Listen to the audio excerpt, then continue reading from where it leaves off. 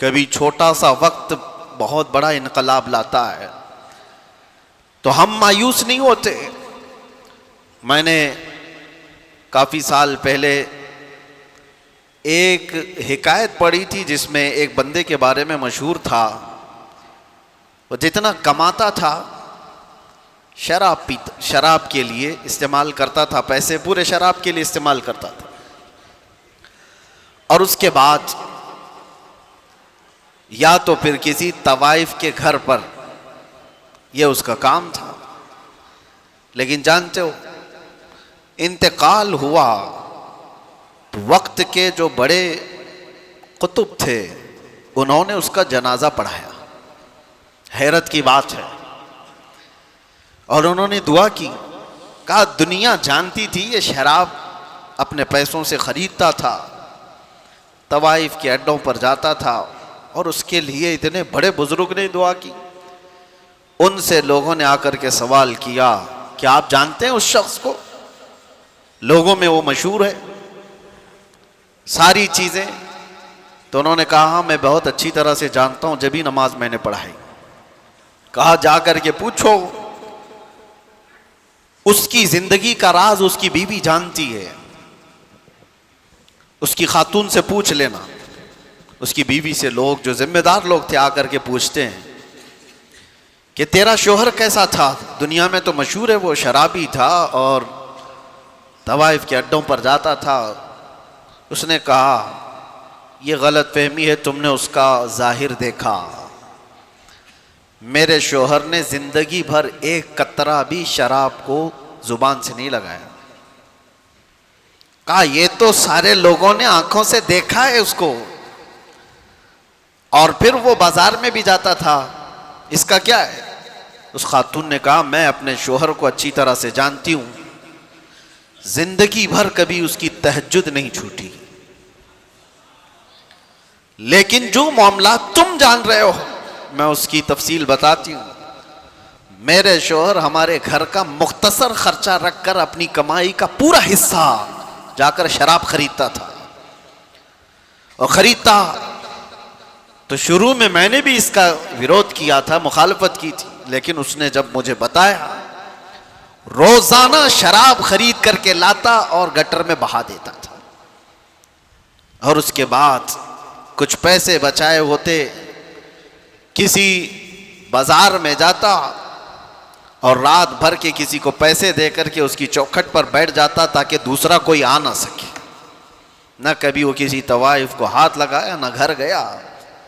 اس سے جب یہ پوچھا جاتا تو وہ کہتا میری طاقت میں جتنا ہے اتنا تو میں گناہ کم کر سکوں، دنیا سے برائیوں کو میں کم تو کر سکتا ہوں جی، میں پوری شراب نہیں بہا سکتا، جتنی میری طاقت میں ہے اتنی تو میں اس لیے بہاتا ہوں کہ شراب بننے سے تو میں روک نہیں پاؤں گا، لیکن بن گئی ہے تو پینے سے کچھ لوگوں کو روک سکتا ہوں، میں بہا دیتا، اتنی شراب تو کسی کے حلق میں نہیں جائے گی، یا کوئی اور دوسرا زنا کے اڈے پر نہیں جائے گا جتنی رات میں نے وہاں پر پہرا دیا ہے۔ اپنے اپنے خیالات سے اس کی خاتون سے لوگوں نے پوچھا کہ اس سے ہوا کیا؟ نہ شراب ختم ہوئی نہ اڈے ختم ہوئے۔ کہا ایک بات یاد رکھو، ہر انسان کو اللہ نے اس کی زندگی کے استطاعت کے مطابق عمل کا حکم دیا ہے، پوری دنیا کا نہیں، جتنی طاقت ہے جتنی اس کی حیثیت ہے اتنا عمل کا حکم دیا، اس نے اپنی طاقت کے مطابق عمل کیا، اور دنیا میں ہی تم نے دیکھ لیا کہ اس کے جنازے پر وقت کا قطب نماز کے لیے آیا۔ سبحان اللہ۔ آخرت میں جو اس کی عزت ہوگی وہ اللہ کے ہاں ہے۔ میں یہ سمجھتا ہوں میرے عزیزوں، ہوں گے ہزاروں عیاشی کے اڈے، ان میں ایک ذکر کی محفل بھی ہمارے لیے جلا بخشنے کے لیے کافی ہے۔ بے شک بے شک۔ اتنا تو ہے کہ یہ وہ حسین نوجوان ہیں جن کو آج راتیں اپنی طرف بلا رہی ہوں گی، بہت سارے پٹاخے اڑانے والے ہیں، آج کی رات عیش و عشرت میں گزارنے والے، ان کے بھی دوست و احباب ہوں گے، لیکن کرم اس رب ذوالجلال کا تمہیں اس نے بازاروں کی زینت بننے کی بجائے اپنے گھر کا مہمان بنا رکھا ہے. سبحان اللہ. اور رات کے وقت جب کبھی کوئی اپنے گھر بلاتا ہے نا تو وہ کوئی خاص ہی ہوتا ہے. رات کے وقت جب کوئی اپنے گھر میں بلاتا ہے جی. تو خاص لوگوں کو بلایا جاتا ہے. ہر کسی کو رات کے وقت کون بلاتا ہے؟ اور یہاں ممبئی میں رات کے 12 بجے کوئی مسجد میں اتنی بھیڑ. ممبئی جیسے شہر میں جہاں گناہوں کی صبح ہوتی ہے شام کے بعد، یہاں دن طلوع ہوتا ہے گناہوں کا رات شروع ہوتے ہی. لیکن ان تاریک راتوں میں ان نوجوانوں نے اس مسجد کو جو کھچا کھچ بھر دیا ہے، یہ تمہاری اپنی طاقت نہیں، یہ رب ذوالجلال نے رات کے اس حصے میں تمہیں اپنے گھر کا مہمان بنایا ہے. اور سنو حدیث پاک، میرے آقا صلی اللہ علیہ وسلم فرماتے ہیں جب رب تبارک و تعالیٰ کسی کے ساتھ بھلائی کا ارادہ فرماتا ہے تو اسے اپنے مسجد کا راستہ دکھا دیتا ہے. تو یہ یقین ہو گیا کہ یہاں جتنے آئے ہیں ان کے ساتھ اللہ نے بھلائی کا ارادہ کیا ہے. اور آنے کے بعد جانے سے پہلے رب ذوالجلال سے اتنا عرض کر دینا کہ مولا میں اپنی طاقت اور استطاعت سے نہیں آیا تھا، تیرے بلاوے سے آیا. تو نے بلایا، تیرے بلاوے اور فضل پہ آیا، اب میرے مانگنے سے مجھے آخرت میں جنت عطا کرتے ہیں. مانگنے پر اللہ تبارک و تعالی راضی ہوتا ہے.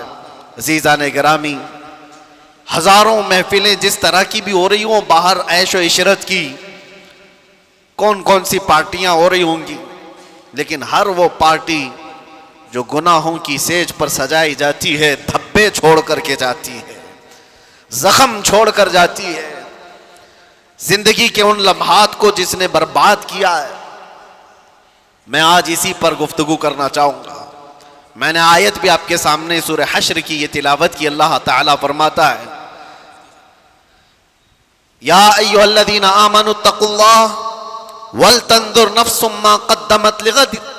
اے ایمان والو اللہ سے ڈرو اور دیکھو کہ قیامت کے لیے تم نے کیا بھیجا ہے، تم کیا انویسٹ کیے ہو اس دنیا میں. آج تمہارے پاس وقت ہے، تم آگے کے لیے اپنے وقت میں کیا کام کر چکے ہو. یہ قرآن تمہیں جھنجھوڑ کر کہہ رہا ہے. اے نوجوانوں، میں آپ کو بتاؤں، اللہ کے رسول صلی اللہ تعالیٰ علیہ وسلم فرماتے ہیں کہ 2 نعمتیں ایسی ہیں جس میں اکثر لوگ خسارے میں رہتے ہیں. اکثر لوگ 2 نعمتوں میں یہ خسارے میں ہوتے ہیں، یا اس سے جاہل ہوتے ہیں، یا اس سے غفلت برتتے ہیں. وہ 2 نعمتیں کیا ہیں؟ حدیث پاک رسول کریم صلی اللہ علیہ وسلم فرماتے ہیں الصحت والفراغہ. صحت جو اللہ نے تمہیں تندرستی دی ہے، یہ ایک نعمت، اس کو آدمی ہلکے میں لیتا ہے. دوسری وقت کی نعمت، جو وقت تمہیں آج دیا گیا ہے، یہ وقت جیسی گزرتا ہے واپس کبھی نہیں آتا، کبھی نہیں آتا. حضرت انس بن مالک رضی اللہ تعالیٰ عنہ سے ایک حدیث ہے. اللہ کے رسول صلی اللہ تعالیٰ علیہ وسلم ارشاد فرماتے ہیں لیس من یوم یأتی علی ابن آدم. کوئی دن ایسا نہیں کہ انسان پر جب دن آتا ہے، دن شروع ہوتا ہے، الا وینادی بہ، مگر یہ کہ اس کو روز پکارتا ہے. دن جیسے ہی شروع ہوا انسان سے کہتا ہے اے بنی آدم، اے بنی آدم، میں نیا دن ہوں تیرے لیے، انی خلق جدید، میں نیا دن ہوں تیرے لیے، اور تو آج جو کچھ بھی کرے گا قیامت کے دن میں تیری گواہی دینے والا ہوں. روزانہ ہر دن ہماری زندگی میں یہ کہتا ہے. اور حضور فرماتے ہیں رات بھی یہی کہتی ہے. جیسی رات طلوع ہوتی ہے انسان سے وہ کہتی ہے اے بنی آدم، میں نئی رات ہوں تیری زندگی میں. یہ آج جو رات ہے یہ کیا پہلے کبھی آئی تھی آپ کی زندگی میں؟ آج 31 دسمبر 2025، یا اس سے پہلے کبھی آیا تھا یہ دن؟ گزر جانے کے بعد کبھی اور آئے گا؟ نہیں آئے گا. گیا وقت پھر ہاتھ آتا نہیں، صدا دور دورہ دکھاتا نہیں. 2 نعمتیں جس میں اکثر لوگ خسارے میں ہیں وہ یہ 2 نعمتیں ہیں اللہ کی دی ہوئی، صحت اور وقت. اور وقت کو برباد کرنے والے وہ لوگ ہیں جو عیاشیوں میں آج مبتلا ہیں. وقت کو جنہوں نے غنیمت نہیں سمجھا، ہم نے زندگی میں بھی بہت سارے ایسے لوگوں کو تڑپتے ہوئے دیکھا ہے. اے نوجوانوں ذرا بوڑھوں سے پوچھ لو ان کی جوانی کا کیسا آج ان کو جوانی کا وقت جو گزرا ہے ان کو آج کیسا پریشان کرتا ہے وقت کہ کاش ہم یہ کر لیے ہوتے, کاش ہم یہ کر لیے ہوتے. بڑھاپا پورا کاش میں گزر جاتا ہے کیونکہ وہ واپس کسی نے آج تک جوانی پلٹا کر نہیں دی. ایک بات یاد رکھو کہ جو وقت ہم سے گزر رہا ہے نوجوان بچوں سے خاص طور پر کہ اللہ تعالیٰ نے بہت بڑی نعمت تمہیں عطا کی. اور ایک حدیث میں آپ کو سناؤں, اللہ کے رسول صلی اللہ علیہ وسلم فرماتے ہیں اغتنم خمسا قبل خمس, 5 چیزوں کو 5 چیزوں سے پہلے غنیمت جانو. وہ 5 چیزیں کیا ہیں؟ حضور پاک صلی اللہ تعالی علیہ وسلم فرماتے ہیں شبابک قبل حرمک, تمہاری جوانی کو غنیمت سمجھو, بڑھاپا آنے سے پہلے ہے. بڑھاپا وہ نہیں کر پائے گا جو جوانی کرتی ہے. حضور فرماتے ہیں صحتک قبل سقمک, تمہاری جو تندرستی ہے اس کو غنیمت جانو بیمار ہونے سے پہلے. کبھی ہاتھ اٹھا کر دیکھو, کبھی پیر چلتے ہوئے دیکھو تو اللہ کا شکر کرو کہ مولا ہاتھ سلامت ہے چل رہا ہے, پیر سلامت ہے چل رہے ہیں. آنکھوں سے آج دیکھ رہے ہو, کتنے ایسے ہیں جن کی آنکھیں چلی گئی ان کو کالا اور سفید بھی نہیں معلوم, دن اور رات کے بدلتے ہوئے اجالے اور اندھیریاں کچھ نہیں خبر. میرے عزیزوں دانت سلامت ہیں, کھا پا رہے ہو. ان لوگوں سے پوچھو جن سے روٹی کا ایک لقمہ بھی اندر نہیں جاتا. صحت اللہ تعالیٰ نے جو تمہیں دیا ہے. میں کینسر ہاسپٹل وزٹ کیا کرتا تھا اپنے نوجوانوں کے ساتھ ہر سال میلاد مصطفیٰ صلی اللہ علیہ وسلم کے موقع پر.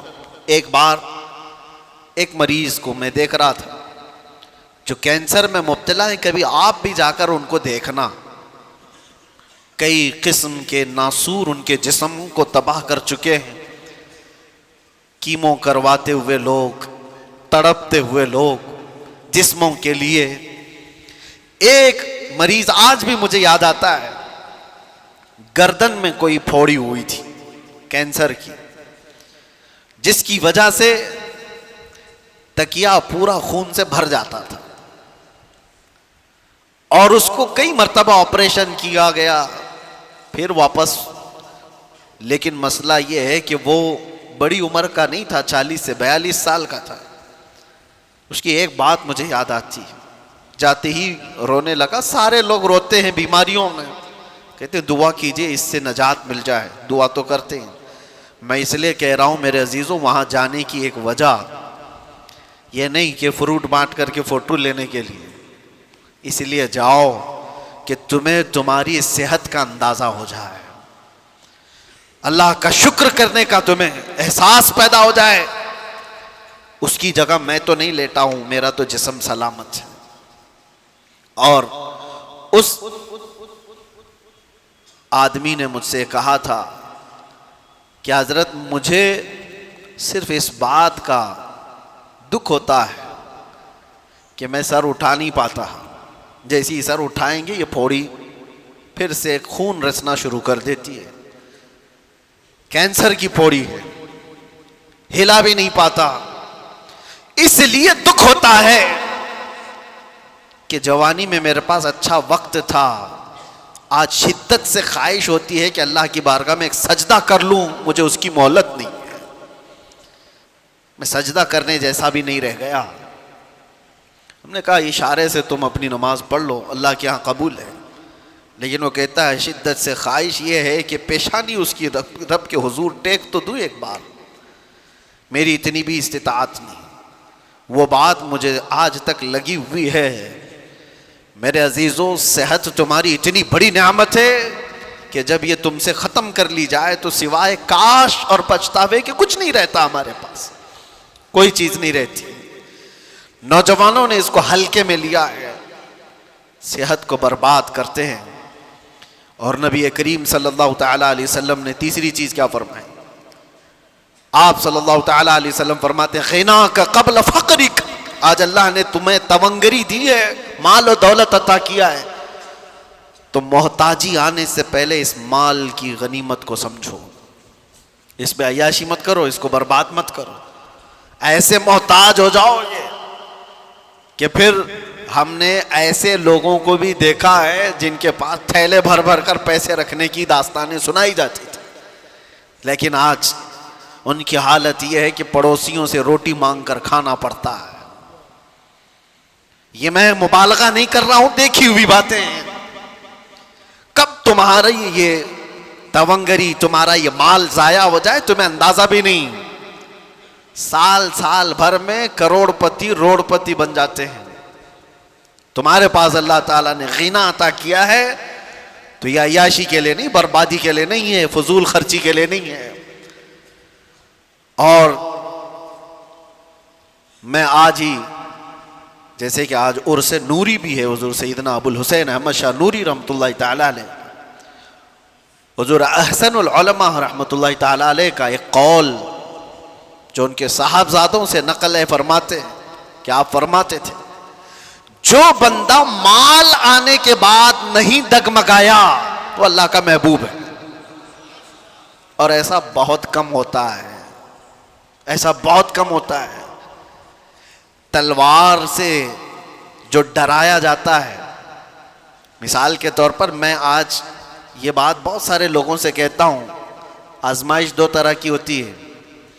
ہمیں ڈرا کر کے کوئی یہ کہے دین چھوڑ دے، ہم تو نہیں ڈرنے والے. کیا کر لے گا؟ تلوار گردن پہ رکھتا ہے، پھانسی پر لٹکاتا ہے، سب کے لیے تیار ہے. یہ پراؤڈ فیل ہوتا ہے. آپ بھی اس چیز کا احساس رکھتے ہوں گے، میں ہر تکلیف کو گوارا کر لوں گا.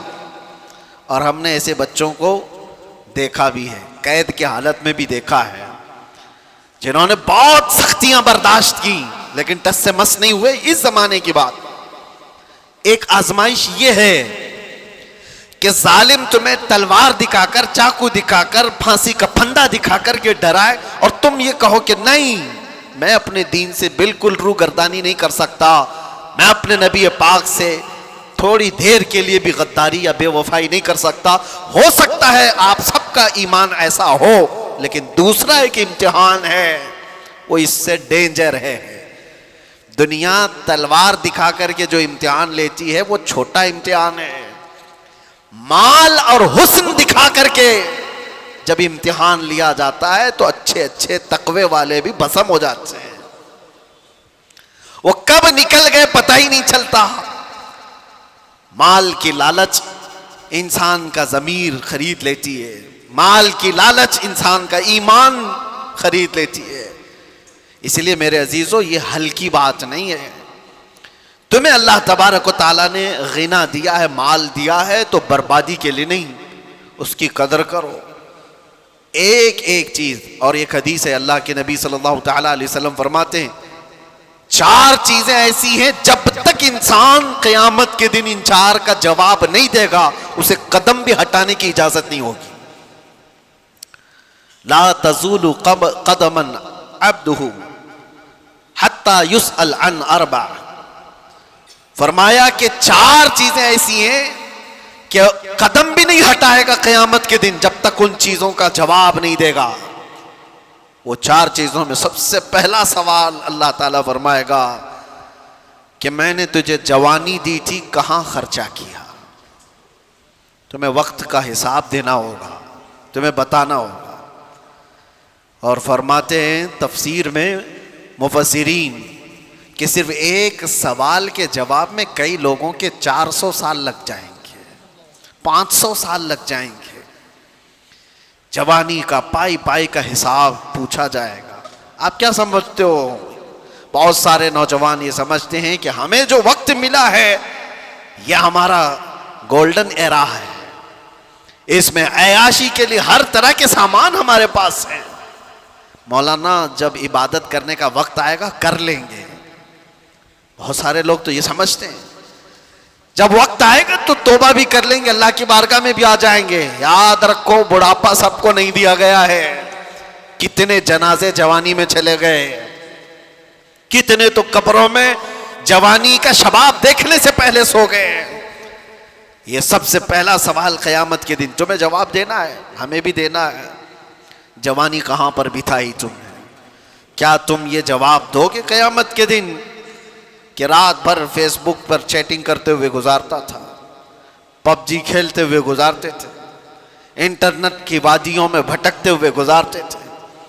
بلکہ اب کے دور میں تو سوال اور بھی سخت ہو گیا ہم سب کے لیے. تم دین بھی سیکھ سکتے تھے اسی موبائل سے، تم بہت کچھ علم حاصل کر سکتے تھے اسی ذریعے سے، اور تم نے اس ساری چیزوں کو صرف اپنے تفریح کے لیے، اپنی طبیعت کی خوشی کے لیے استعمال کیا، اس کے علاوہ کچھ نہیں. مجھے بتاؤ گھنٹوں ریل دیکھنے سے تمہارے کیا چیز میں اضافہ ہوا؟ صرف انٹرٹینمنٹ. اور زندگی اگر انٹرٹینمنٹ کے لیے کسی نے سمجھا ہے تو سب سے زیادہ خسارے میں ہے. اور اسی کو قرآن پاک ارشاد فرماتا ہے والعصر ان الانسان لفی خسر، زمانے کی قسم انسان بڑے خسارے میں ہے.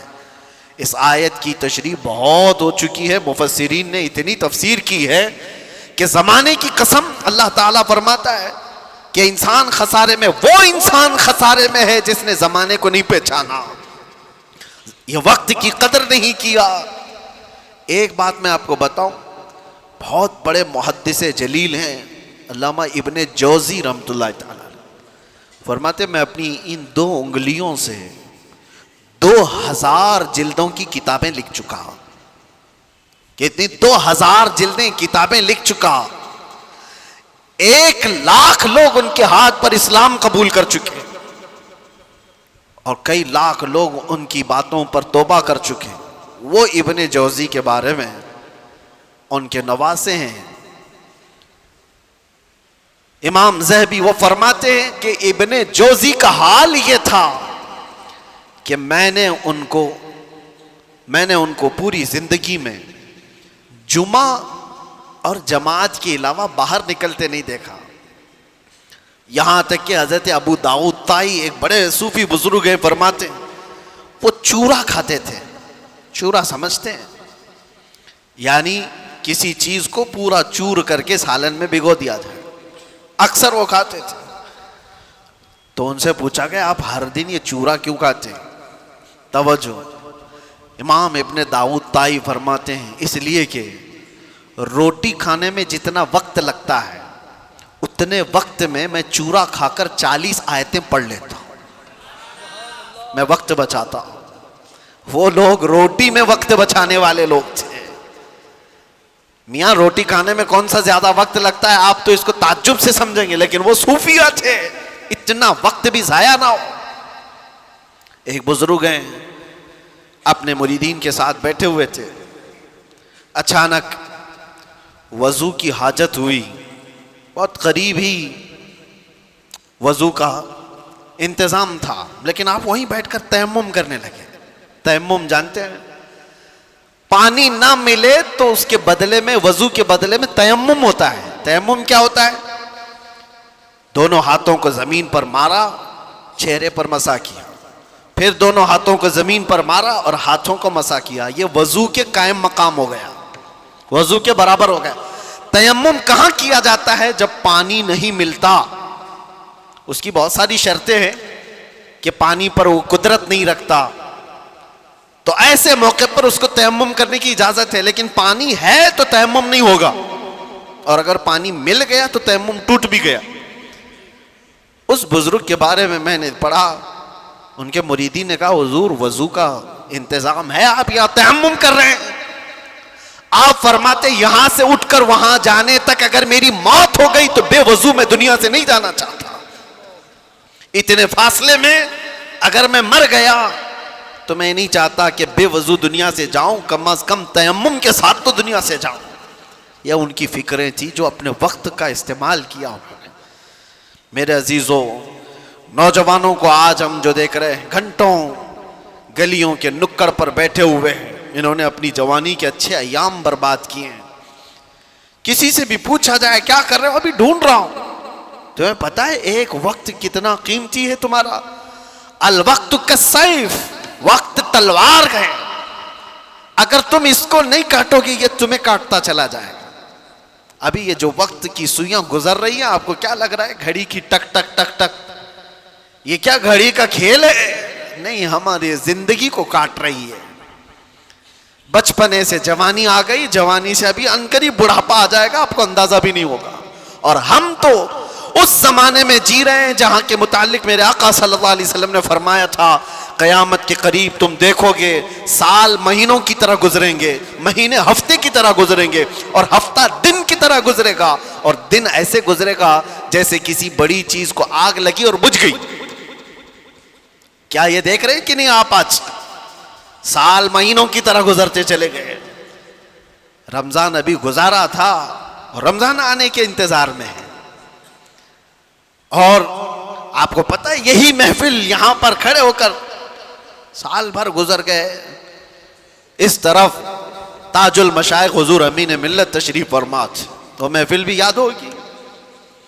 ہمیں تو لگتا ہے کہ وہ چند دنوں پہلے کی محفل ہوگی, لیکن میرے عزیزوں پورے سال کے کاٹے گزرتے ہوئے 365 دن مکمل کر چکے. دن اسی طرح سے کاٹتے ہوئے ہماری زندگی کو جا رہے ہیں, اور اچانک وہ دن آئے گا جب ملک الموت تمہارے گھر پر دستک دے چکا ہوگا. اور پھر جانتے ہو قیامت کے دن ایک سوال ہوگا, جنہوں نے اپنے دن برباد کیے, وقت ضائع کیے. اللہ تعالیٰ قرآن میں فرماتا اولم نعمرکم ما یتذکر فیہ من تذکر وجاءکم النذیر فذوقوا فما للظالمین من نصیر. کیا ہم نے تجھ کو عمر نہیں دی تھی, زندگی نہیں دی تھی؟ اتنی زندگی میں نے تم کو نہیں دیا کہ جس میں تو نصیحت حاصل کر سکتا تھا؟ اللہ فرما رہا ہے کیا میں نے تجھے اتنی زندگی نہیں دی کہ جس میں تو سدھر سکتا تھا, اپنے آپ کو سنوار سکتا تھا؟ اور ایسا نہیں کہ تو خود ہی سنور سکتا تھا. وجاءکم النذیر, اور تمہارے پاس تو اللہ کا ڈر سنانے والا رسول بھی آیا تھا, پھر تم نہیں بدلے. کیوں؟ اللہ فرماتا ہے فذوقوا فما للظالمین من نصیر. اب جہنم کا عذاب چکھو, اس لیے کہ ظالموں کا یہاں کوئی مددگار نہیں. ظالم کس کو کہا ہے؟ کون ہے ظالم؟ جس نے اپنی زندگی کے ساتھ ظلم کیا, اس نے اپنے وقت کو اپنے ہاتھوں برباد کیا. اس سے بڑا ظالم کون ہے؟ ہم اپنے آپ پر جو ظلم کر رہے ہیں میرے عزیزوں, اپنے وقت کا جو ضیاع ہے, یہ بربادی ہے عیاشیوں میں. اللہ کی پناہ, ہماری عمریں بھی اس طرح سے گزرتی چلی گئی. میں کچھ مشائخ اور کچھ بزرگوں کو جانتا ہوں, آپ کے سامنے میں چند مثالیں رکھ دوں. آپ کو پتہ ہے ہندوستان کی سرزمین پر ایک بہت بڑے بزرگ ہیں, سلطان الاولیاء سیدنا سالار مسعود غازی, بہرائچ شریف میں آرام فرمائے. بڑا مقام ہے آپ کا, سرکار غریب نواز سے بھی پہلے کے ہیں. اور مشائخ نے تو یہ کہا ہے کہ ہندوستان کی ولایت ان کے آستانے سے ہو کر چلتی ہے. اولیاء کے سردار ہیں غریب نواز رضی اللہ تعالیٰ عنہ سے بھی تقریباً 200 سال پہلے کے سالار مسعود غازی. یہ بات ان کی میں کیوں کہہ رہا ہوں؟ اتنا بڑا مقام اولیاء کی جماعت میں آپ نے حاصل کر لیا, لیکن جانتے ہو آپ سالار مسعود غازی کی عمر انتقال کے وقت 19 برس کی تھی. وہ صرف 19 سال کے تھے. 19 سال کے نوجوان کو سلطان الاولیاء کا لقب ملا. زندگی کیسی گزاری.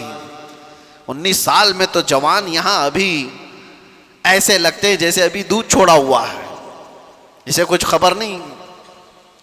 اور آپ کو پتا ہے ہندوستان کی سرزمین پر سب سے پہلا لشکر لے کر آنے والا محمد بن قاسم کس لیے آیا تھا؟ 10,000 کا لشکر لے کر صرف اسلامی بہنوں کی عزت بچانے کے لیے آیا تھا. راجہ طاہر سنگھ ایک ظالم بادشاہ تھا, اس کے گنڈوں نے کچھ عورتوں کو قبضہ میں لیا اور ان کا مال لوٹ لیا تھا. ان عورتوں نے آواز لگائی تھی کہ ہے کوئی ہمارا بھائی جو ہماری مدد کرے ہندوستان سے. تو اس وقت کچھ عرب کے تاجر یہاں پر تجارت کے لیے آئے تھے, انہوں نے یہ معاملہ دیکھا تو واپس جا کر اس وقت گورنر جو اس وقت تھا حجاج بن یوسف, اس کے زمانے میں وہ لوگ واقعہ سنا رہے تھے. تو اسی واقعہ سنانے کے دوران دربار میں یہ نوجوان محمد بن قاسم جو بھتیجا ہے گورنر کا گزر رہا تھا.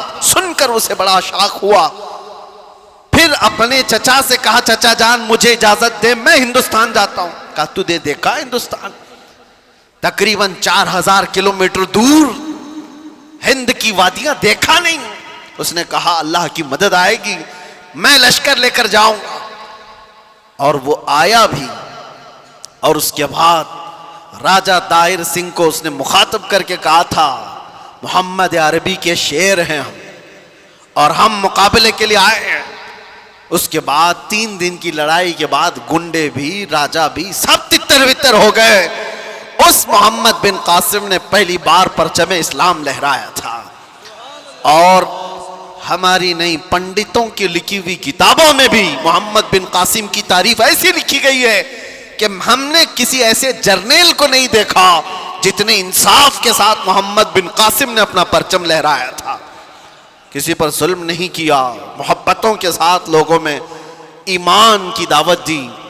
سوچئے آپ محمد بن قاسم جو اپنی بہنوں کی عزت کے لیے, اس کے سگی بہنیں کیا ہیں تو دور اتنے دیش دور رہنے والی پیڑتائیں مظلومائیں, ان کی مدد کے لیے وہ وہاں سے چل کر آیا, جنگ بھی کیا, بہنوں کو آزاد بھی کرایا اور ساتھ ہی ایمان کی دولت بھی تقسیم کیا لوگوں میں.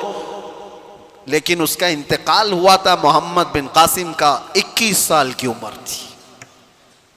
اپنے گریبان میں جھانک کر دیکھو, 21 سے گزرے ہوئے بھی ہم بہت ہیں. 21 سال کی جوانی میں جو اتنا بڑا قدم اٹھا کر آیا ہو, اس کے پاس وقت کی قدر و قیمت تھی. یہ وہ لوگ ہیں جنہوں نے دنیا میں تاریخ رقم کر دی.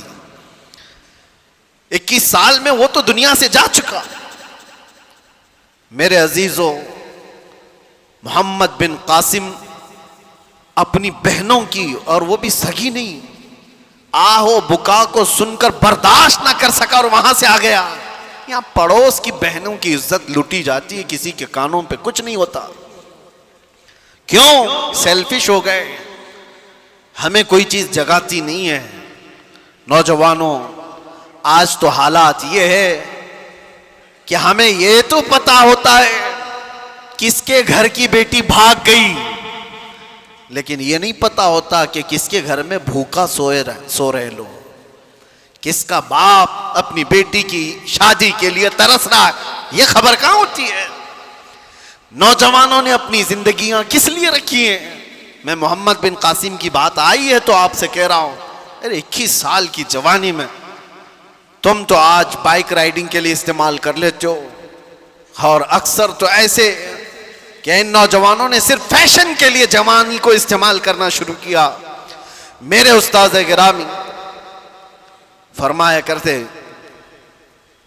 کہ حضور سرکار مفتی اعظم ہند رضی اللہ تعالیٰ عنہ, آپ کی عمر 90 سال کے اوپر ہو چکی تھی.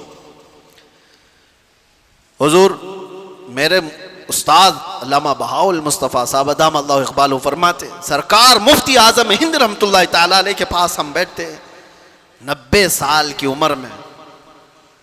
وہ کہتے تھے کہ مجھے پتہ ہی نہیں چلا میری جوانی کب آئی اور کب گئی. یہ بات وہ بندہ کہہ سکتا ہے جس نے جوانی کے مزے نہیں چکھے ہوں. یہ وہ کہہ سکتا ہے جس نے جوانی کے انگاروں سے لطف نہ اٹھایا ہو. وہ فرماتے مجھے خبر ہی نہیں کہ کب جوانی آئی اور کب چلی گئی. بڑھاپے میں لوگ سدھر جاتے, مسجدوں کی طرف آ جاتے, یہ الگ مسئلہ ہے, لیکن جوانی کے وقت کوئی یہ کہے مجھے خبر ہی نہیں ہوئی جوانی کی, وہ بہت عظیم لوگ ہیں. میرے عزیزو, نوجوانی جو اللہ کے نبی صلی اللہ علیہ وسلم نے تمہیں فرمایا غنیمت جانو بڑھاپا آنے سے پہلے, صحت کو غنیمت جانو تمہاری بیماری سے پہلے, اپنی تمنگری کو اپنی مالداری کو غنیمت جانو بھکاری ہونے سے پہلے, محتاجی آنے سے پہلے, فقر آنے سے پہلے. اور حضور پاک صلی اللہ تعالیٰ علیہ وسلم نے یہ بھی فرمایا وقت کو غنیمت جانو قبل فراغ کا, یعنی تمہارا پاس آج جو وقت, آج الفراغت قبل مشغولیت, یعنی تمہارے مشغول ہونے سے پہلے کسی چیز میں تم کو ایسا بیزی کر دیا جائے گا کہ تمہیں خبر بھی نہیں ہوگی. آج خالی وقت ہے تو اس میں کچھ کر جاؤ. ذکر و اذکار کی یہ جو محفلیں ہیں یہ انویسٹمنٹ ہے تمہارا, بعد میں شاید ہو سکتا ہے کسی ایسی چیز میں لگ گئے، وقت ہی نہیں ملتا۔ کتنے ایسے لوگ ہیں، میں آپ کو بتاؤں، سیدنا یحییٰ علیہ السلام، اللہ کے نبی آدھی روٹی کھاتے تھے روزانہ اور رات بھر کھڑے ہوتے تھے، رات بھر عبادت کرتے تھے۔ ایک دن آپ کھانا کھا رہے تھے تو آدھی روٹی سے زیادہ پاؤنی روٹی کھا لیا، پوری نہیں، پاؤ اور زیادہ کھا لیا۔ رات کو جب عبادت کے لیے کھڑے ہوئے تو آدھی رات کو آپ کو نیند آنے لگی اور آپ سو گئے۔ فجر میں اٹھے تو رب تبارک و تعالیٰ کی طرف سے ندا آئی، اے یحییٰ، پاؤ روٹی نے تجھ کو مجھ سے دور کر دیا۔ آدھی کھاتے تھے اور پوری رات کھڑے ہو کر مجھ سے مناجات کرتے تھے، زیادہ روٹی نے تمہیں تھکا دیا یا پھر سلا دیا۔ میں آج یہ کہہ رہا ہوں، کتنے ایسے نوجوان جو ہمارے ساتھ مسلسل پابند صلات تھے، نمازیں پڑھتے تھے، کچھ ایسے ایام آئے کہ وہ دکھتے ہی نہیں۔ پھر وہ محفلوں میں بھی سیر محفل بیٹھنے والے حاضر باش لوگ، پوچھا گیا کہاں ہو، دکھتے ہی نہیں۔ کہا کیا کروں، جاب سے ٹائم ہی نہیں ملتا، کیا کروں، بزنس ایسا ہو گیا ہے کہ وقت ہی نہیں ملتا۔ اسی لیے اللہ کے نبی صلی اللہ علیہ وسلم نے فرمایا، تمہارے پاس جو آج وقت ہے، تمہارے مشغول ہونے سے پہلے اس کو غنیمت جانو۔ کبھی کبھار بندہ ایسی چیز میں مشغول ہو جاتا ہے کہ اسے کچھ نہیں حاصل کرنے کو ملتا۔ اور وہ نوجوان جو ابھی شادی سے پہلے کے ہیں، کیا ذمہ داریاں ہیں تمہارے اوپر؟ شادی ہو جانے تو پھر دیکھو کیا کیا چیزیں اچانک سر پر پڑ جاتی۔ بیوی ہوئی، بچے ہوئے، اور اس کے بعد تو اس کی زندگی تو ایسی، صبح اٹھا، راشن لایا، کپڑے لایا، وہ کیا، یہ کیا، بچے کو اسکول چھوڑا ہے، وہاں سے لے کر کے آئے، جاب پہ جائے، کھانا لائے، ٹیوشن پہ چھوڑے، یہی ساری چیزوں میں مصروف ہو گیا بیچارہ۔ اور پہلے اتنا مصروف نہیں تھا، اور یہ مصروفیت بڑھتی جاتی ہے۔ تجارت میں جب کوئی قدم رکھتا ہے، میں نہیں کہتا کہ تجارت حلال نہیں، بہت اچھی چیز ہے، لیکن آدمی کو یہ ہمیشہ یاد رکھنا چاہیے جیسی وہ قدم آگے بڑھاتا جاتا ہے، اس کا جو خالی وقت اللہ نے دیا تھا وہ اب مشغول ہوتا چلا جائے گا۔ اور مشغول اگر اچھے کاموں میں ہو جائے تو کیا کہنے ہیں، لیکن دنیا نے اگر اس کو مشغول کر لیا تو جو اس کے پاس تھوڑا بہت وقت ملتا تھا وہ بھی ختم ہو جائے گا۔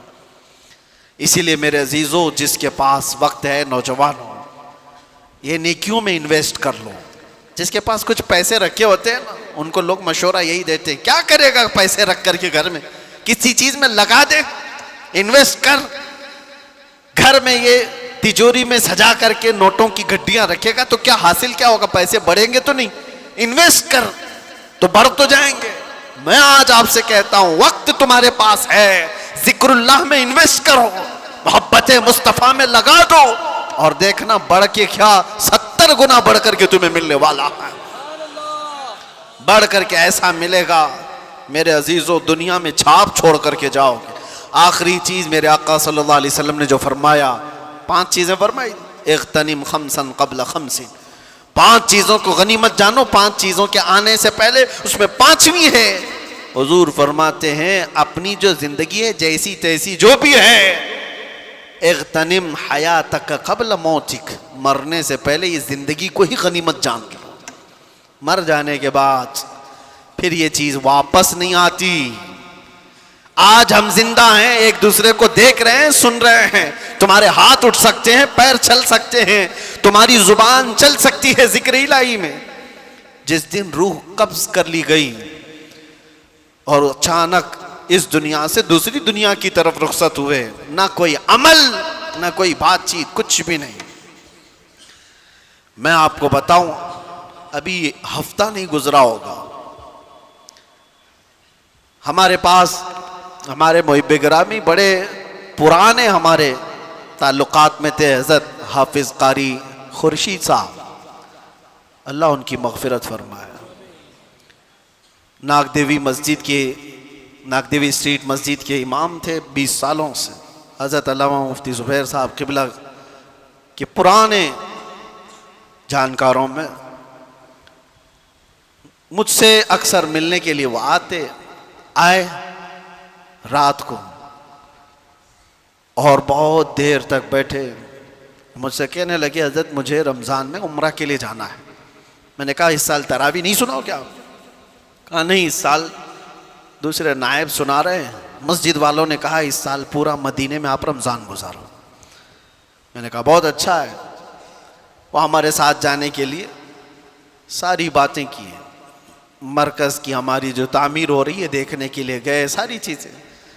میں وہاں سے نکل کر اجمیر شریف کے سفر پر گیا، دوسرا دن نہیں گزرا ابھی، ان کے ساتھ جو آئے کئی تصویریں بھی ان کی موجود تھیں۔ ان کے شاگرد نے مجھے میسج دیا، میں پلین میں بیٹھا ہوں کہ قاری صاحب کا انتقال ہو چکا ہے۔ میں کہا کون قاری صاحب؟ کہا آپ کے پاس ابھی جو آ کے گئے۔ کہا کیسے؟ اچھے بھلے انسان، عمرہ کا پلان کر کے گئے ہو، کل یہاں پر کون کام کرنے کے لیے آئے گا، پی او پی والے ان کو ڈائریکشن دے کر کے گئے ہو کہ یہ لوگ آئیں گے یہاں کام کریں گے، ساری چیزیں۔ ہاں کچھ نہیں، گھر جا رہے تھے، عشاء پڑھ کر راستے میں اٹیک آیا اور گھر پہنچنے سے پہلے ان کی روح قبض ہو چکی تھی، ہاسپٹل بھی نہیں جا سکے۔ اتنے شوق دیتی ہیں ایسی چیزیں۔ ایک دن پہلے بندہ جو ہمارے ساتھ بیٹھے چائے پانی کر رہا ہو رات کو، صبح وہ قبرستان میں اس کی قبر پھولوں سے سجی ہوئی نظر آ رہی ہے، منو مٹی تلے جا چکا ہو، دل کو دہلا دینے والی چیزیں۔ اسی لیے اللہ کے نبی صلی اللہ علیہ وسلم نے فرمایا موت تمہارے لیے نصیحت کرتی ہے، اے نوجوانوں جنازے اٹھا کر کے کہہ لگاتے ہوئے مت جاؤ، قبرستانوں میں ہنسی مذاق کر کے مت آؤ، وہ سب تمہیں نصیحت کر رہے ہیں، واز کر رہے ہیں، ہم جا چکے، تمہارا نمبر ہے، تم آنے والے ہو۔ اسی لیے کہا گیا نا جنازے کو سب سے آگے رکھا جائے، چلنے والے سب سے پیچھے چلیں۔ کیوں؟ اس کو دیکھ کر کے کہ جنازے میں سویا ہوا مرد یا عورت، وہ میت جو میں پکار کر کے کہتا ہوا جاتا ہے جس طرح آج تم نے مجھے آگے رکھا پیچھے چل رہے ہو، اسی طرح قبر میں بھی میرے پیچھے تم ہی آنے والے ہو۔ ہم سب اسی منزل کے مسافر ہیں۔ اللہ کے نبی صلی اللہ علیہ وسلم نے کیا فرمایا؟ اغتنم خمسا قبل خمس، 5 چیزوں کو 5 چیزوں سے پہلے غنیمت جانو۔ اس میں 5ویں چیز حضور فرماتے ہیں اپنی زندگی کو موت سے پہلے غنیمت جانو۔ ایک ایک وقت تمہارے پاس جو گزرتا جا رہا ہے افسوس اور پچھتاوے کا نہ ہو۔ موت کے وقت حضرت سفیان ثوری رضی اللہ تعالیٰ عنہ مشہور بزرگ ہیں، فرماتے ہیں ایک جنازہ جا رہا تھا، اس میں ایک بچی ساتھ میں جا رہی تھی، اس کے باپ کا جنازہ تھا، روتی ہوئی جا رہی تھی، بہت روتی ہوئی جا رہی تھی۔ دیکھا وہ کیا کہہ رہی تھی، حضرت سفیان ثوری دیکھتے ہیں 8 سال کی بچی ہے، وہ یہ کہتی جا رہی ہے کہ بابا آج ہمارے گھر پر بڑی مصیبت آئی، ایسی مصیبت کبھی آئی نہیں تھی۔ تو انہوں نے اس بچی سے روک کر کے کہا بیٹا تمہارے گھر پر نہیں، جو تیرے باپ پر آئی ہے نا موت، اس سے بڑی کبھی آ نہیں سکتی، وہ سب سے بڑی ہے۔ تم تو دوسرے دن نارمل ہو جاؤ گے، کھانے پینے لگ جاؤ، جس پر موت آئی ہے وہ سب سے بڑی آزمائش ہے اس کے لیے۔ تو یہ نہیں جانتی کہ تیرے باپ پر جو آئی ہے وہ سب سے بڑی ہے۔ اس کے بعد اس باپ کو جنازہ لے جا کر کے دفن کر دیا گیا۔ دوسرے دن حضرت سفیان ثوری قبرستان گئے تھے، اس لڑکی کو دیکھا اپنے باپ کی قبر کے پاس بیٹھی رو رہی ہے، اپنے باپ کی محبت میں مبتلا تھی اور کہتی بیمار تھا میرا باپ، اور قبر سے باتیں کر رہی ہے، ابا کل کی رات کیسی گزری تمہاری، جب گھر پر ہوتے تو میں بچھونا لگا دیتی تھی، اور گھر پر ہوتے تو میں تمہیں اوڑھنے کے لیے چادر دیتی، گھر پر تم بیمار تھے تو تمہیں میں پکڑ کر اٹھاتی تھی، تمہیں دوائیاں لا دیتی، کھانا کھلاتی تھی، اور تمہیں تھپک کر کے میں سلاتی تھی۔ ابا جان کل کی رات کیسی گزری تمہاری، قبر کی یہ پہلی رات۔ حضرت سفیان ثوری اس بچی کی باتیں سن رہے تھے پیچھے کھڑے ہو کر، پھر آپ نے آ کر کے کہا بیٹا باپ سے یہ مت پوچھ کہ کل کی رات کیسی گزری، اور تو اپنے واقعات مت بتا کہ میں تجھے بستر پر اٹھاتی تھی، سلاتی تھی، چادر دیتی تھی، تھپکتی تھی، یہ پوچھ بابا ہم نے جو کفن پہنا کر بھیجا تھا اس کو فرشتوں نے رکھا ہے یا اس کو نکال کر ننگا کر دیا ہے، یہ پوچھ کہ تجھے ہم نے صحیح سلامت جسم کے ساتھ بھیجا تھا، کہیں اس صحیح سلامت جسم پر سانپ اور بچھوؤں نے تو حملہ نہیں کر دیا ہے؟ یہ پوچھ اپنی باپ سے۔ کھانے پینے کی چیزیں، دوائیوں کی چیزیں ہو گئی، ختم ہو گئی۔ اب قبر میں دوائیاں نہیں پوچھی جائیں گی، کھانا پینا اور بستر اور اوڑھنا نہیں پوچھا جائے گا۔ اب اس سے جو پوچھا جائے گا اس کے اعمال کے بارے میں، اس کے اعمال کے بارے میں۔ عزیزان گرامی وقار، موت آنی ہے، اس سے انکار کرو گے تو بھی کچھ مطلب نہیں ہے۔ کون ہے اس دنیا میں جو انکار کر کے دکھائے؟ وہ کسی بھی مذہب والا ہو، کسی بھی دین والا ہو، موت سے کسی کو انکار نہیں۔ موت سے کس کو رستگاری ہے؟ آج ان کی تو کل ہماری باری ہے۔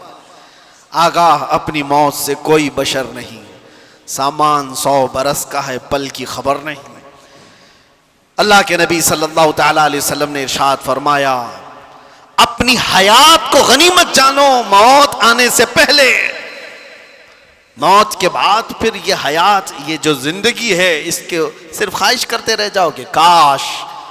اور قرآن پاک میں اللہ تعالیٰ فرماتا ہے، کئی لوگ اللہ کی بارگاہ میں تمنا کریں گے، اے اللہ ایک بار دوبارہ ہمیں اس دنیا میں بھیج دے، ہم اچھے عمل کر کے آئیں گے۔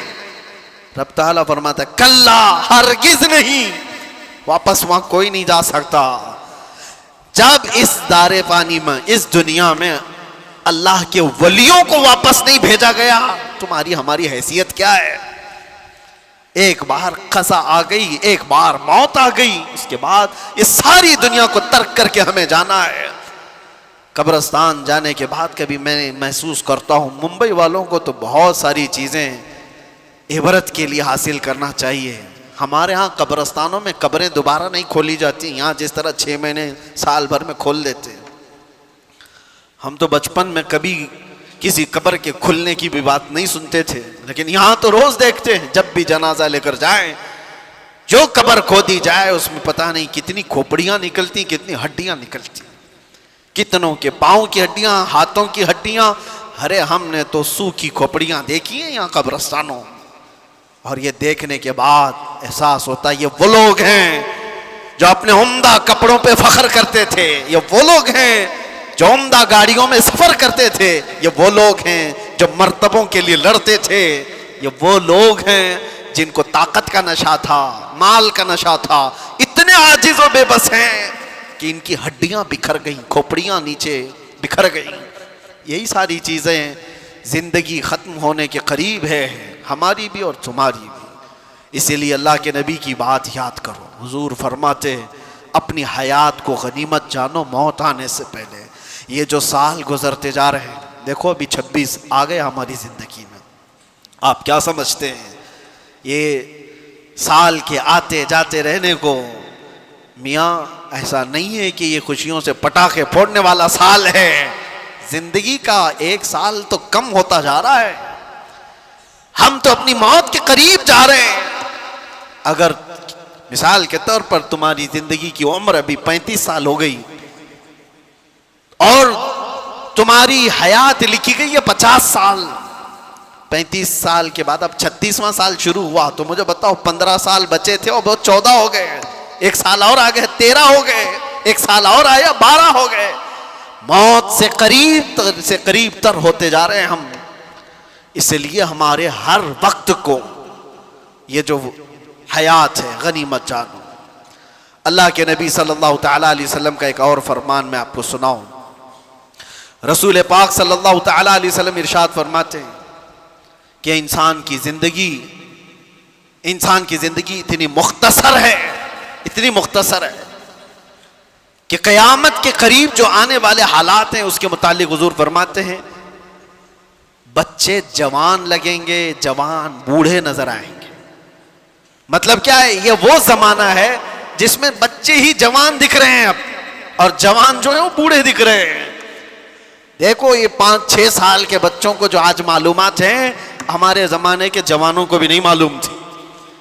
آج کے 5 سال کے 6 سال کے بچے پورا تمہیں چلا دیں گے، انٹرنیٹ کے بادشاہ ہیں یہ، ان کو موبائل ہاتھ میں دو پوری دنیا یہ بتاتے ہیں، ساری چیزوں کا علم ان کو۔ جوانی کے جو معاملات معلوم تھے وہ 5-6 سال کے بچوں کو آج معلوم ہے۔ یہی تو میرے آقا نے فرمایا ایک زمانہ آئے گا بچے تمہارے جوان دکھیں گے، اور جوانوں کا حال یہ ہے کہ ساری جوانی تو بچپن میں ختم کر لیا، 25 سال کے ہو رہے، 30 سال کے ہو رہے، بڑھاپے جیسی شکل ہو گئی، بال سفید ہونے لگ گئے۔ کئی لوگوں کی زندگیاں دیکھی ہم نے 30 سال کے بعد ریٹائر ہوتے دکھ رہے ہیں، گھر نہیں چل پا رہا ہے، طاقت جواب دے رہی ہے، ارے 30-40 سال کی عمر میں لٹک گئے۔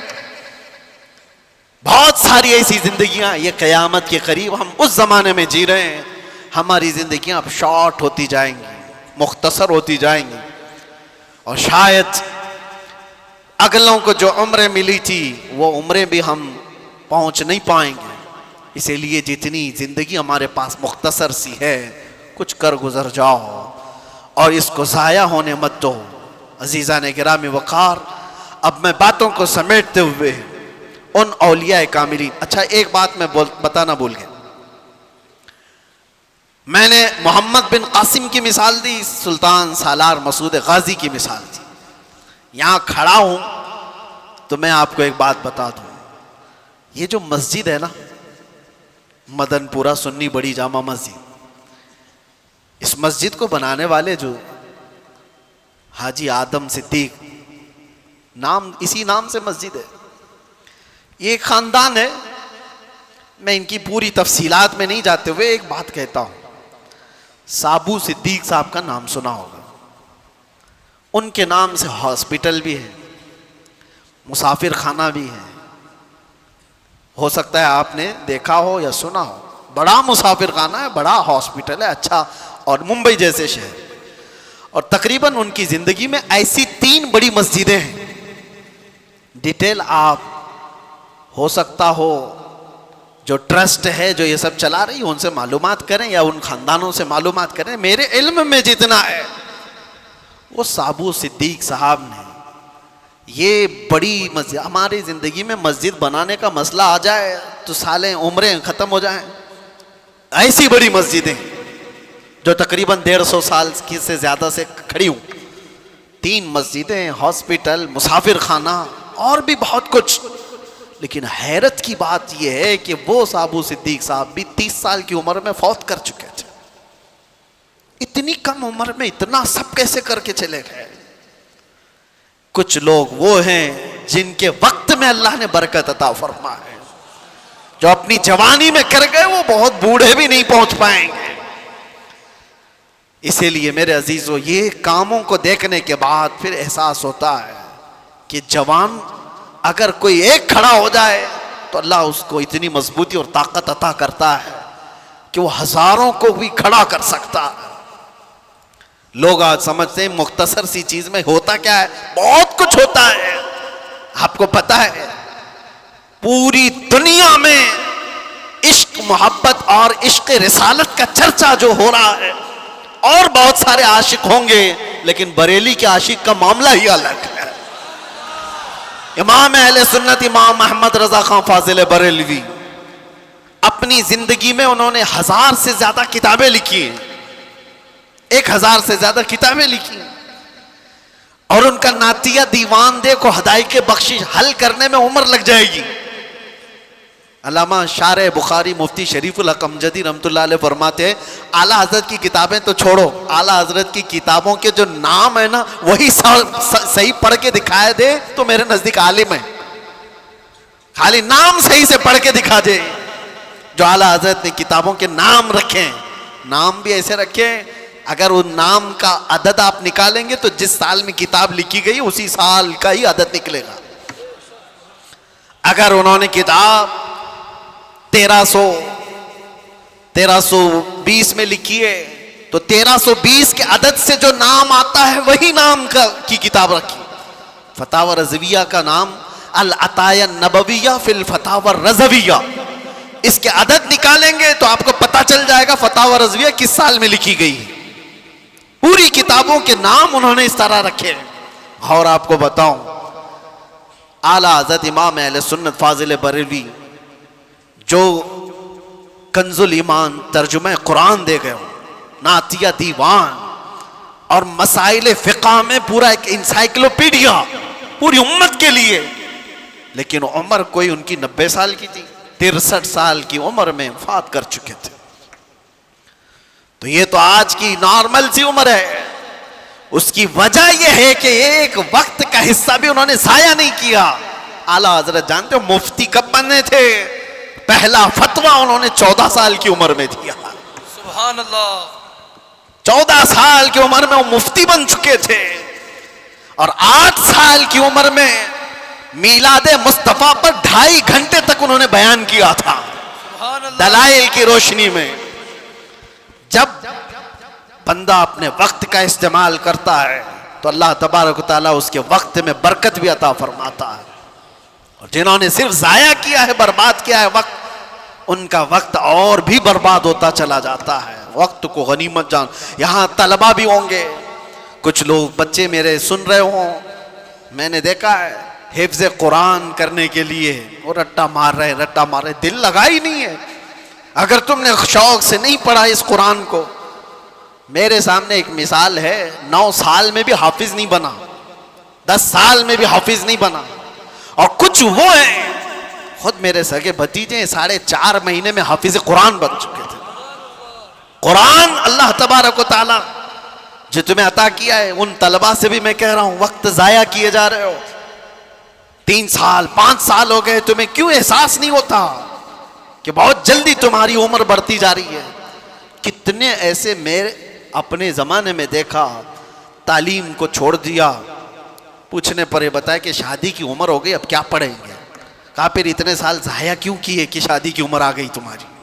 جلدی پڑھ لیتے، بہت کچھ حاصل کر لیتے. طلباء سے بھی میں کہتا ہوں وقت گزارتے ہوئے، ٹائم پاس کرتے ہوئے اپنے مدارس میں اسی طرح سے رہو گے تو کچھ نہیں بن پاؤ گے. اپنے وقت کو غنیمت جانو، ٹارگٹ سیٹ کرو. مجھے 2 سال میں یہ کرنا ہے تو مکمل کرنا ہے، مجھے 5 سال میں پورا عالم بننا ہے تو بن کر نکلنا ہے. اپنی زندگی کے اوقات کو جب تک آپ متعین نہیں کرو گے تب تک پھر آپ کا یہ وقت آپ کو کھاتا جائے گا. ایک اور میں آپ کو مشہور بات بتا کر کے جاتا ہوں. میں نے اپنے پڑھنے کے زمانے میں پلنگ کے اوپر ہی لگا لیا تھا کہ فرمایا گیا حاسبوا قبل ان تحاسبوا، حدیث پاک ہے. تم اپنا حساب مکمل کر لو اس سے پہلے کہ تمہارا حساب لیا جائے. تم اپنا حساب کمپلیٹ رکھو کہ تمہارا حساب لیے جانا ہے. یقین ہے کہ نہیں ہے سب کو؟ اقترب للناس حسابهم وهم في غفلة معرضون. اللہ فرماتا ہے لوگوں کے حساب کا وقت قریب ہو چکا، لیکن یہ غفلت میں منہ پھیرے ہوئے جی رہے ہیں. وقت قریب آ چکا ہمارا. اعلیٰ حضرت کے پاس نان پارا کے رہنے والے صاحب آئے تھے اور یہ کہتے ہوئے کہ ہمارے نان پارا کے جو نواب صاحب ہیں ان کی شان میں جب کوئی شاعر شعر پڑھتا ہے تو خوب نذرانے دیتے ہیں. شاعر لوگوں کا حال یہی ہے، اور قرآن نے ان کو کہا ہے وَالشُّعَرَاءُ يَتَّبِعُهُمُ الْغَاوُونَ. اکثر شاعر تو گمراہی کی وادی میں گر جاتے ہیں، اکثر شاعر. لیکن بارگاہ مصطفیٰ کے شاعروں کی بات نہیں ہے، یہ دنیا کی مدح سرائی. میں اس لیے کہہ رہا ہوں میاں آپ برا نہ سمجھیں، بہت سارے ناظم کا مطلب سمجھتے ہو، اناؤنسر جو ہم کو بلانے کے لیے بھی ہوتے ہیں، اس کی ضرورت بھی نہیں محسوس ہوتی. کون نہیں پہچانتا ہم کو؟ سیدھے آپ میرا نام لے کر پکارتے، ویسے بھی یہ لوگ نعرے لگاتے. نہ ہم کو آسمان پر چڑھانے کی ضرورت اور اس کے بعد پھر گرانے کی ضرورت. دنیا پہچانتی ہے تو وقت مختصر نام لے. ہم تو اپنے القابات کے بھی قائل نہیں ہیں. میں کہہ رہا ہوں اعلیٰ حضرت کے پاس صاحب آئے اور انہوں نے کہا کہ آپ بہت اچھے شاعر ہیں مولانا احمد رضا خان، ایک منقبت یا ایک نظم ہمارے نواب صاحب کے لیے بھی لکھ دیجئے، میں جا کر کے سناؤں گا تو بڑے نذرانے ملیں گے. اعلیٰ حضرت قلم کے بادشاہ. ارے میاں اللہ نے وہ دولت عطا کی تھی. محسن کاکوروی صاحب ایک بڑے شاعر تھے، اعلیٰ حضرت کے پاس وہ ایک قصیدہ لکھ کر کے لائے تھے. کس چیز کا قصیدہ؟ معراج کا قصیدہ، حضور کے معراج کا قصیدہ. اس میں کاشی، گنگا جل سب کا ذکر تھا. انہوں نے استعارہ کے طور پر اشعار لکھے تھے. کاشی سے چلا جانب متھرا، اس طرح کے اشعار. اعلیٰ حضرت نے 2 شعر سنے، اس کے بعد کہا محسن صاحب رکیے، عصر کا وقت ہو گیا، نماز کے لیے جائیں. عصر کی سنتیں پڑھی. اب سنت اور فرض کے بیچ میں کتنا وقت رہتا ہے؟ عصر کی سنت اور فرض کے بیچ میں اتنے ہی وقت میں قصیدہ معراج اعلیٰ حضرت نے لکھ لیا. سبحان اللہ. اور عصر کی فرض نماز کے بعد آئے اور کہا کہاں ہے کاکوروی صاحب، سنیے میں نے بھی لکھا ہے. محسن صاحب نے کہا آپ نے کب لکھا؟ کہا عصر کی سنت اور فرض کے بیچ جو وقت ملا تھا اس میں میرے ذہن میں جتنے آئے میں سنا دوں. سنانے لگے. وہ سرور کشور رسالت جو عرش پر جلوگر ہوئے تھے، نئے نرالے طرب کے ساما عرب کے مہمان کے لیے تھے. ضیائیں کچھ عرش پر آئیں کہ قندیلیں سب جھلملائیں. حضور خورشید کیا چمکتے، چراغ منہ اپنا دیکھتے تھے. پورے معراج کا واقعہ کیسے لکھا؟ وہی ہے اول، وہی ہے آخر، وہی ہے ظاہر، وہی ہے باطن. حضور کے بارے میں کیا کہتے ہیں؟ وہی ہے اول، وہی ہے آخر، وہی ہے ظاہر، وہی ہے باطن. اب سنو پورے معراج کا واقعہ. اعلیٰ حضرت کہتے ہیں اسی کے جلوے، اسی سے ملنے، اسی سے اس کی طرف گئے تھے. سبحان اللہ. اسی کے جلوے، اسی سے ملنے، اسی سے اس کی طرف گئے تھے. پورے اشعار سنتے رہے کاکوروی صاحب، ختم ہی نہیں ہو رہے ہیں. اعلیٰ حضرت نے جانتے ہو یہ قصیدہ معراج 4 شعر 6 شعر 8 شعر کا نہیں، پورے 168 اشعار لکھ دیے تھے. سبحان اللہ. جس کو قادر الکلامی اتنی ہو، جس کو اللہ تعالیٰ نے زندہ باد زندہ باد اعلیٰ حضرت، جس کو اللہ تعالیٰ نے اتنی قادر الکلامی عطا کی ہے اشعار کی زبان پر، تو وہ جب قلم چلائے تو کیا نہیں کہہ سکتا. نان پارا والے صاحب سے بھی کہا ٹھیک ہے قلم چلاتا ہوں. وہ نواب صاحب کی شان میں لکھوانے آئے تھے، بریلی کا امام لکھنے لگ گیا وہ کمال حسن حضور ہے سبحان کہ اللہ. گمان نقص جہاں نہیں، یہی پھول خار سے دور ہے، یہی شمع ہے کہ دھواں نہیں. یا رسول اللہ تیرے آگے یوں ہیں دبے لچے فصحا عرب کے بڑے بڑے، کوئی جانے منہ میں زباں نہیں بلکہ جسم میں جان نہیں. کروں تیرے نام پہ جاں فدا، نہ بس ایک جاں 2 جہاں فدا، 2 جہاں سے بھی نہیں جی بھرا، ارے کروں کیا کروڑوں جہاں نہیں. سبحان اللہ. اعلیٰ حضرت لکھتے گئے کس کی شان میں؟ بارگاہ مصطفیٰ میں. آپ کو پتا ہے ایک شعر کی تشریح کرنے میں 4 گھنٹے لگ سکتے ہیں. وہ کمال حسن حضور ہے. اعلیٰ حضرت کہتے ہیں حضور کا حسن ایسے کمال کا ہے کہ گمان نقص جہاں نہیں، یعنی برائی کا گمان بھی جس میں نہیں ہے، ایسا حسن ہے. یہی پھول خار سے دور ہے. ویسے تو تم جھوم جا رہے ہو، سمجھے کہ نہیں کیا پتا. یہی پھول خار سے دور ہے. اعلیٰ حضرت کہتے ہیں ارے حضور کی ذات یہ ایسا پھول ہے جس میں کانٹا ہی نہیں. حق ہے.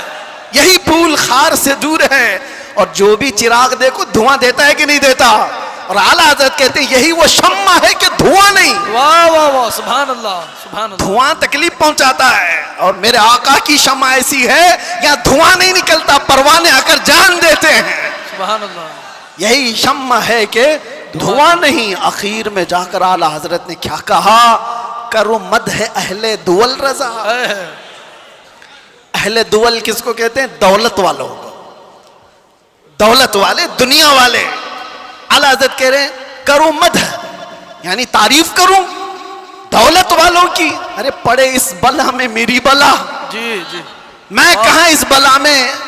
اس کو ہم کیا کہتے ہیں؟ چاٹو گیری، جی تلوا چاٹنا اور لوگوں کی چاپلوسی. اس میں تو کتنوں کی زندگیاں ختم ہو گئی. 40 سال لوگ بیگ اٹھاتے گھومتے رہ گئے نیتاؤں کے، اور ابھی سنا ٹکٹ نہیں ملا تو آتم ہتیا کرنے کی کوشش کر رہے ہیں. یہی تو ہوگا. بہت ساری چیزیں ہیں، میں اس پر نہیں جا رہا ہوں. دنیا ایسی ہے، یہ کتوں کی طرح ہے. اللہ کے نبی نے فرمایا کتا لفظ سنتے ہی لوگ ڈر جاتے ہیں. حضور نے فرمایا دنیا جیفتن و طالب الکلاب، دنیا مردار ہے، اس کے طلب کرنے والے سب کتے کی طرح ہیں. اب ایک دوسرے، کتا ایک ہی جانور ایسا ہے جو پورا کھانا چاہتا ہے، کسی دوسرے کتے کو لینا بھی نہیں چاہتا، کھا بھی نہیں سکتا. چیل ہے, کوے ہے, گدھ ہے, سب مردار کھاتے ہیں, لیکن وہ پوری برادری کو لے کے کھاتے ہیں.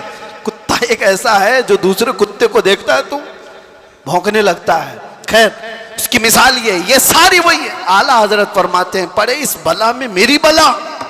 آخر میں جو دام بہت بڑا وزن کا شعر ہے, فرماتے ہیں میں گدا ہوں اپنے کریم کا, واہ واہ واہ سبحان اللہ. میں گدا ہوں اپنے کریم کا. میرا دین پارے نان نہیں, نان پارا کو بدل کر پارے نان کر دیا. جی جی جی نان پارا تو گاؤں کا نام ہے, جی یو پی میں ہے نا, بہرائچ کے بعد نان پارا. اور پارے نان فارسی میں روٹی کے ٹکڑے کو کہتے ہیں. اعلیٰ حضرت کہتے ہیں میرا دین روٹی کا ٹکڑا نہیں ہے, پیسے کے لیے نہیں لکھتا, مال کے لیے نہیں لکھتا, جو کہتا ہوں میرے مصطفیٰ کی رضا کے لیے کرتا. بے شک. اور اعلیٰ حضرت نے کیا فرمایا ہے میرے عزیزو, جان, دل, ہوش, خرد, یہ چار چیزیں, جان ہے, دل ہے, ہوش ہے, عقل ہے, سب تو مدینے پہنچے. ارے تم نہیں چلتے رضا, سارا تو سامان گیا. سبحان اللہ. ہمیں اے رضا کوئی, یہ اعلیٰ حضرت اپنی حمد کے شعر میں کہتے ہیں وہی رب ہے جس نے تجھ کو ہمتن گرم بنایا. اعلیٰ حضرت والے کتنے ہیں ماشاءاللہ. سبحان اللہ. اس زمانے میں آپ اعلیٰ حضرت کے اشعار کو سنتے ہیں اور یاد رکھتے ہیں تو میرے عزیزو تمہاری سنیت کہیں نہیں جانے والا, حق ہے. سبحان اللہ. کہیں نہیں جائے گی انشاءاللہ, کیونکہ اعلیٰ حضرت کے اشعار تعویذ کا کام کرتے ہیں. جی ہاں, سنیت کی حفاظت ہے, سنیت کی حفاظت ہے. اعلیٰ حضرت کیا فرماتے ہیں, میں تو وہ عقیدے کے متعلق جو اشعار ہے وہ پڑھا نہیں, صرف یہ کہہ رہا ہوں, وہ اپنے دل کا حال بتاتے ہیں. کہتے ہیں ارے اے خدا کے بندو, کوئی میرے دل کو ڈھونڈو, ابھی پاس تھا یہی تو ابھی کیا ہوا خدایا. حضور تاج الشریعہ رحمۃ اللہ تعالیٰ علیہ مرشد گرامی نے اس کی تشریح میں مجھ سے کہا تھا کہ وقت کا جو قطب الارشاد ہوتا ہے, ولیوں میں ایک مقام ہے قطب الارشاد, اس کا معاملہ یہ ہوتا ہے کہ وہ اپنے زمانے کے اولیاء کو جو حکم دے وہ سارے اولیاء کو ماننا پڑتا ہے. اور اعلیٰ حضرت کا مقام قطب الارشاد کا تھا, اپنے زمانے کے جتنے قطب ہیں ان کا سردار, ان اولیاء کا لیڈر, جو حکم دے وہ سارے لوگ کریں گے. تو اعلیٰ حضرت نے ایک بار حکم کیا دیا تھا پتہ ہے, زمانے کے سارے اولیاء کو کہا میرا دل ڈھونڈ کے لاؤ. واہ واہ واہ واہ سبحان. ارے خدا کے بندو, جی. کوئی میرا دل ڈھونڈو تو ڈھونڈو, ابھی پاس تھا یہی تو ابھی کیا ہوا خدایا. وہ دل نہیں ہے جو گوشت کا لوتھڑا ہے, دل کچھ اور ہے جس کو اعلیٰ حضرت کہتے ہیں دل ہے وہ دل جو تیری یاد سے معمور رہا. سبحان اللہ. سر ہے وہ سر جو تیرے نام پہ قربان گیا, وہ دل ہے. اعلیٰ حضرت کہتے ہیں دل ڈھونڈ کے لاؤ, کہاں ہے, ابھی پاس تھا یہی تو ابھی کیا ہوا خدایا. نہ کوئی گیا نہ آیا, تجھ حمد ہے خدا ہے. سارے اولیاء ڈھونڈنے پہ لگ گئے, سارے اقطاب جمع ہو گئے, امام وقت کا دل ڈھونڈو, ڈھونڈ لیا انہوں نے, اور واپس آئے بارگاہ اعلیٰ حضرت میں کہا. اس کو بھی اعلیٰ حضرت نے شعر میں کہا. انہوں نے کیا کہا جواب میں, ہمیں اے رضا تیرے دل کا پتہ چلا بمشکل. سبحان اللہ. ہمیں اے رضا تیرے دل کا پتہ چلا بمشکل, ارے در روزہ کے مقابل وہ ہمیں نظر تو آیا. سبحان اللہ. ادھر ادھر نہیں. نعرہ تکبیر, نعرہ رسالت, علماء اہل سنت, عشق محبت, عشق محبت, پیار محبت, پیار محبت, نعرہ تکبیر, نعرہ رسالت. سبحان اللہ.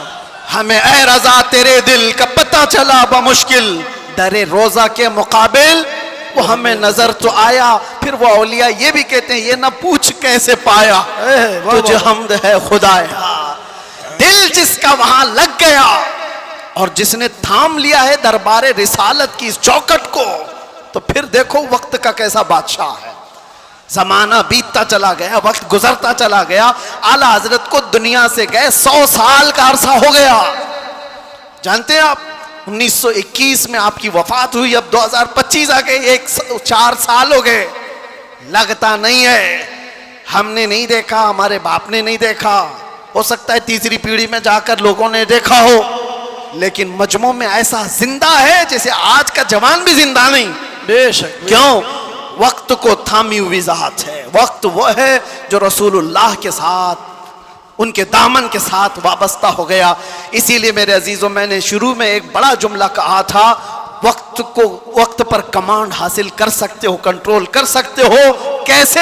صرف ایک ہی ذریعے سے، انہیں جانا، انہیں مانا، نہ رکھا غیر سے کام.